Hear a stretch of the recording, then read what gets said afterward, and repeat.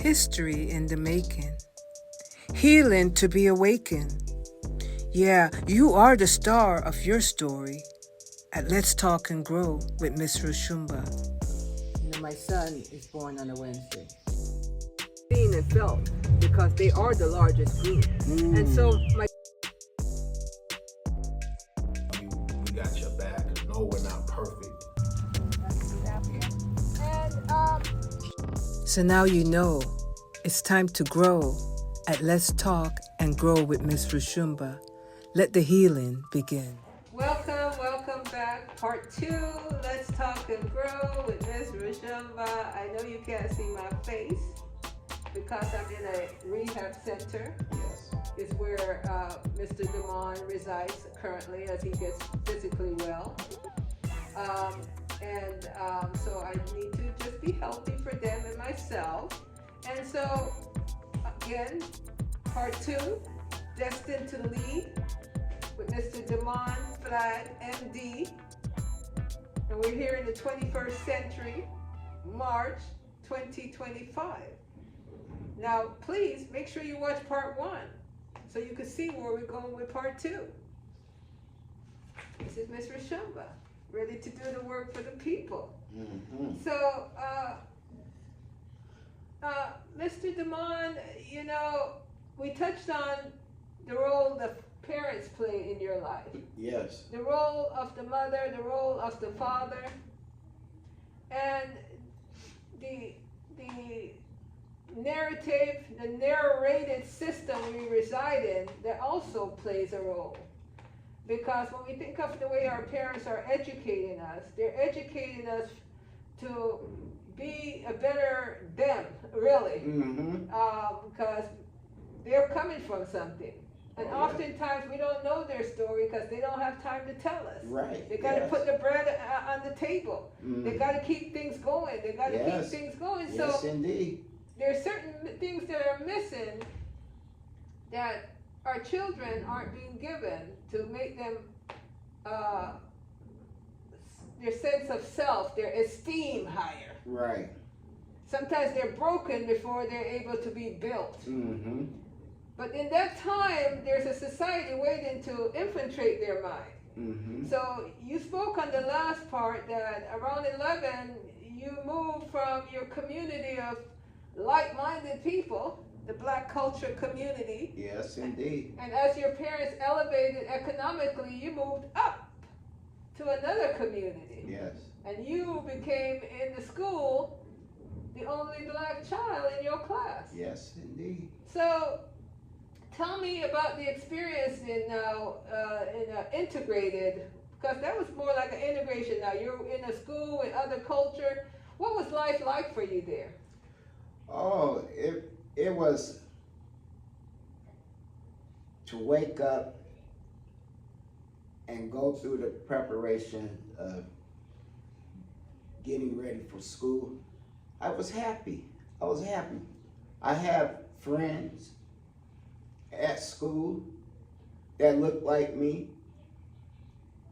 That This was at your old school? at my old school. Okay. Because that's where you indicated you want to know how it was with me being in a setting of Your own people. own people. Mm-hmm. And with my own people, it was just, we played together. Yeah. We talked the same way. Community. We communicate the same way. And to a lot of degree, we thought the same way. Yes. And it wasn't about our status or our clothes that we was wearing. Right. That was, another transition coming from the majority of my own people and now being involved in another community where it's based on status. Okay, so you moved from your black community. Mm-hmm. Your parents are doing well now economically. Now you moved into a white community. Correct. Upper middle class. Right, Because upper middle class. his father was a professor at Sac State. Correct. His mother was a well-known individual in the church. Mm-hmm. And so, how many children was in your family? We had 4. I'll speak about my own children. No, I'm talking about your parents. Right. 6 total. 6 children 4 boys and 2 girls. that your parents had. Correct. And where were you in the lineup? I was at a quarter from the caboose. So now I'm the 5th. you're number 5. Okay. Yes. So you moved to a different community. You're in a school where there's a lot of other ethnicity. In there, you were the only black student in your class. Correct. And you were saying on the last video that everything about you now was to be scrutinized and looked at and weighed in and weighed out. You know, you're too dark. Mm-hmm. Your eyes are too this. You're too thick. You're too that. Yes. How did that affect you? That affected me emotionally. Mm. It really tore me down, even more so, because now I'm in a society that's based on the tangible things in life. Your clothes. It wasn't based on who you are and where you came from. Okay. It's more based on your clothes, your look, the outer appearance. Okay. Where with my own people, it was more grounded on spiritual things. Okay. So in that school, they judged you because you weren't wearing clothes that were more quality, Right. although your Or parents name could brand. afford it. Right. Even though my parents could afford it, but that's not what they emphasized. That wasn't what they were No, emphasizing. it was on character, it was on morals and standards, and teaching us about how society is going to view us, especially as being a black boy. Okay. And that transition to a black man. Okay. So did you see that you were able to use what they were thinking, sharing with you in the school at that time, or was it more a defiant time for you? No, I couldn't. I was totally blind Okay. to the fact what they was really trying to implement. Okay. And So how did you act out? How did you show out? Did the teacher know, try to support you? Tell me, how did that show up? oh, I just didn't have any desire to learn. I didn't want to sit. I wanted to do what I wanted to do. So I became a distraction in the classroom. That's where I rebelled, even in school. And that led to being rebellious out of school as well. Anything that had to deal with structure, I didn't want it. Okay. Not at all. At 13, 12, 13, 14, my heart became hardened, just like Pharaoh. Became very hardened. I had no ears to hear, and I didn't have a heart to receive. And this what have driven me to a life of crime Okay. and violence. Okay. And the violence came from being so frustrated with who I am. And I didn't see my self-worth. Of course, because I'm just growing into and learning about society. I don't even know who Damon is. Because everyone was trying to shape and mold me into their image. Yes. So that's what led me to, I had to find my own and find who I am, not defined by another man Got you. Now, perspective. did your parents see the shift, and what role did mom play in that? Was mom keen and said something ain't right with my son here? I mean, once that shift occurred, Mm-hmm. mom and dad should have said, oh, but did they? No, in the black community, black family, they, in my era, black parents, they didn't emphasize like seeing a dramatic change and like, okay, what's going on with my child? So now they want to double back and say, well, why is he being so much more rebellious? It was more that, once again, telling me, because that's what the vast majority of black parents have done in those days, Yeah. would tell you, you act like your uncle so and so, or your aunt so and so. Boy, you just hard headed like them, you know. And it was never a solution. Right. It was more telling me who I act like and actually accepting my behavior, but at the same time, but really being so judgmental of my behavior. I'm following you. Are you following me? So in other words, you're blamed for for acting out, Mm-hmm. rather than the parent asking the question, well, what happened to my son that he is in this position?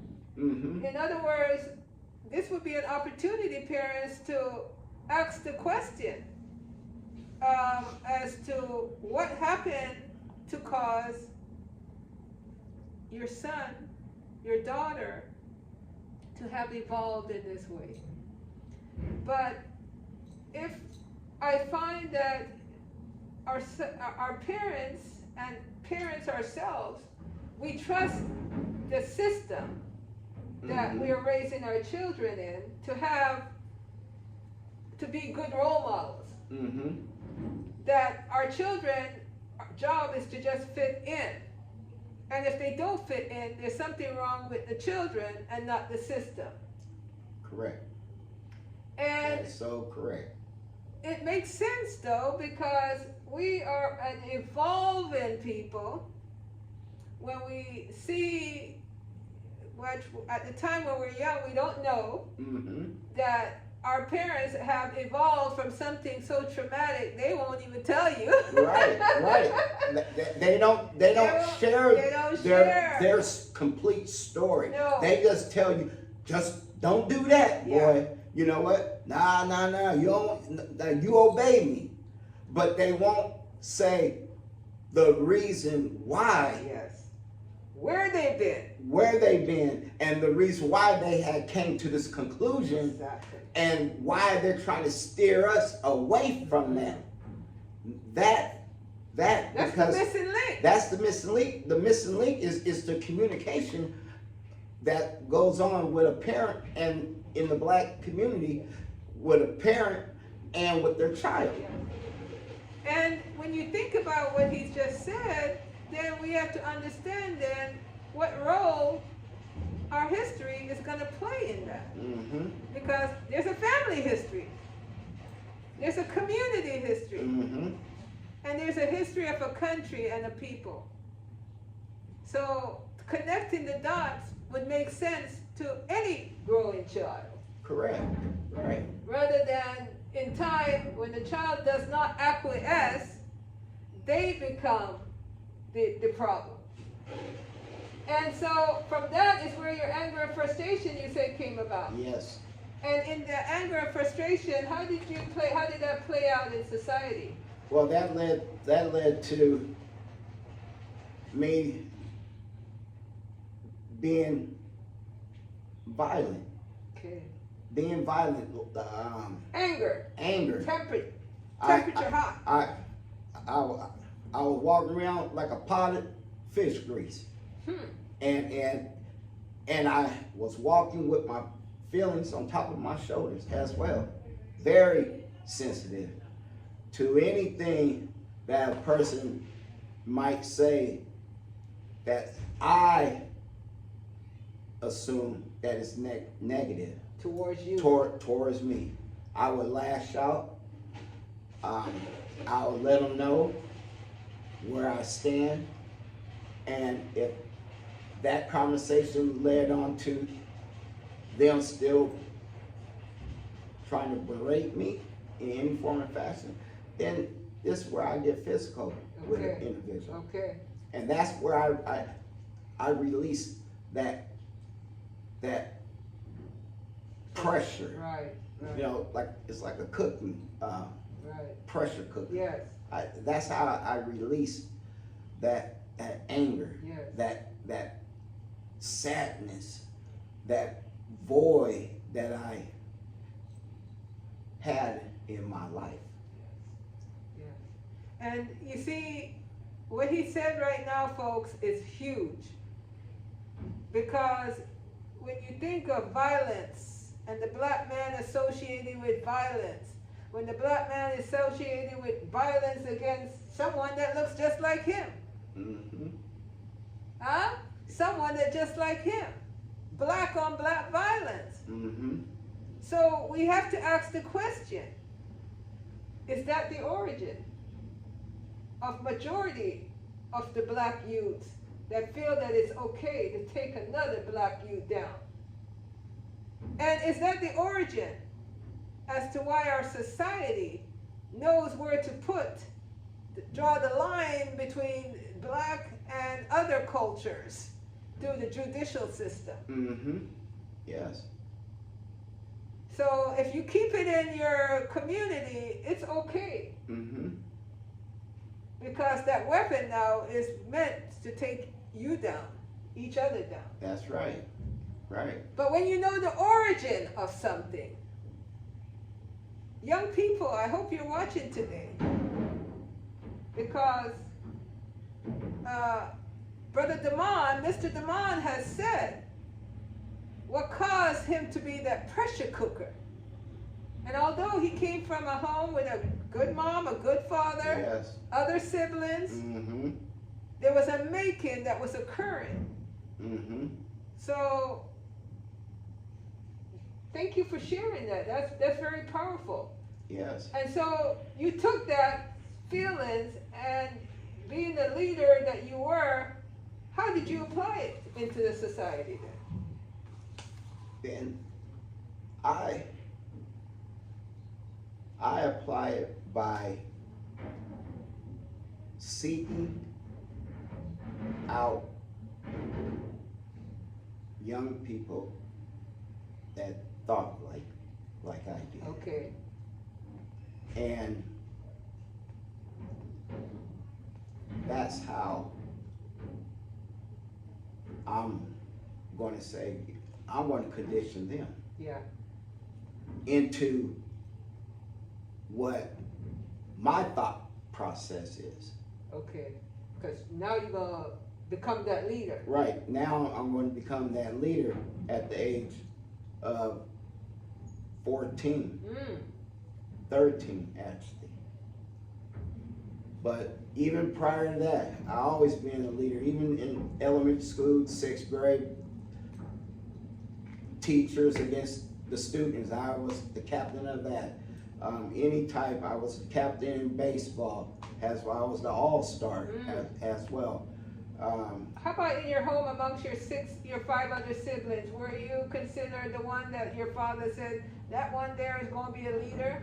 Did you stand out in that way? Oh yes, most definitely. When I was just 15 to 18 months old, my mother and my father would just stand over and watch me crawl on the floor, and they said to each other, that boy right there is going to be the one to look over us. That boy right there, the anointing is on him. that boy right there's a calling on him. And so as my parents saw that, that even pushed them further into steer me the right way and not allowing me to make any type of error. And at the time, I didn't understand that, but I get it. Now, and I'm gonna have to interject this. Were you a church goer? Did your parents having you go to church, often? Because, the church plays a huge role in our community, folks, back in those days. Yes, indeed. If that was the other voice over your parents' voice, was the church voice. And they too have an eye to see the valuable ones. Right. The ones that they must really protect, because they are going to be the voice maybe of the community one day. How did the church, what role did it play in your life? Oh, good. It played a major role. Because first of all, my father was a pastor. And underneath him being a pastor, also was a soldier man. Like, he was a lieutenant colonel, like I indicated, in the Air Force. And that was another type of pressure that was put on me, because I'm a child of a pastor. I'm a son of a pastor. And so those expectations that the congregation as a whole was added to the challenges and what I was going through at home. So that's where I didn't get any type of relief. Not at all. All they would say, just emphasize on me the things that I didn't do right. And the things that I did do correctly, I didn't get rewarded. I didn't get told, like, you did a great job, son. Or my mother, you did a great job, son. Come and give mommy a hug. My mother was an affectionate person like that. So I never even saw my mother cry. Even when my father passed away, I didn't even see, and they was married for 44 years at the present time. And due to where my mother came from, she had more open up about her childhood, more so than my father. So my mother emphasized, living in Georgia and the segregation, had to walk 3 miles to school, put cut out cans and put on the tip of their shoes for their feet won't get soaking wet. And she always said, we live so deep far in the woods in Georgia, I think it was Johnson County or Harrisburg County, that she said even the snakes be having choir rehearsal. I used to be so tickled. She said even the snakes be having choir rehearsal. She said, boy, she said, you don't know about tough times. And dealing with a society that don't even accept you and look at you as being a black woman or respect you as being a black man. You still look as third citizen. And that also led to my parents being more stern with me, being more stern, and saying the role that we play here has been a black man or a black woman. We don't need scrutiny 24/7. There's no margin of error for us. But if it was a white man or a little white boy, oh, Johnny could make a mistake. And Johnny would be told, it's okay. But for that little black boy, you just bad. You just define it. And you know, and the good Lord going to split you where the rubber meet the road.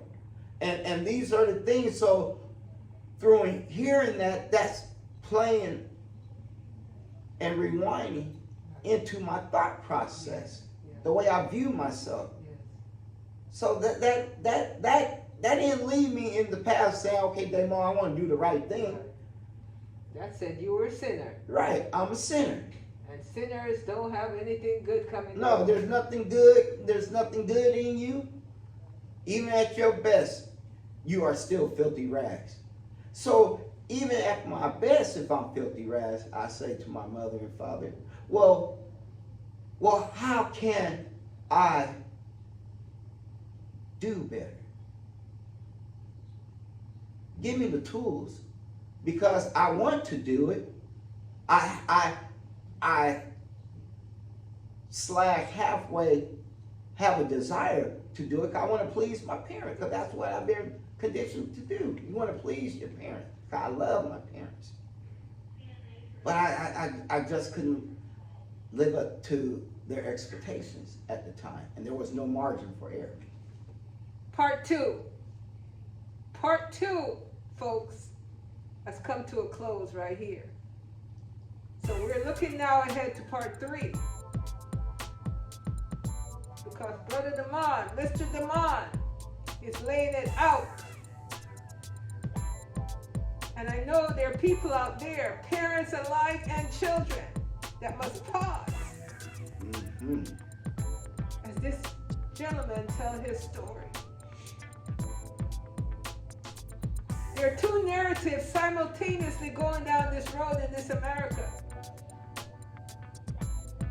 You must get in line with which one is yours and how you're going to define it and what you must know about it. History in the making at Let's Talk and Grow with Miss Roshumba. Tell your friends to tune in. Leave a comment. Yes, indeed. Leave a comment. Leave a comment. Love to hear from you. Definitely. Yes. Because when you tell the story so cleanly, it's all we can say is, that be me too. Young men, the answer is clear. Mr. Damon, Flagg.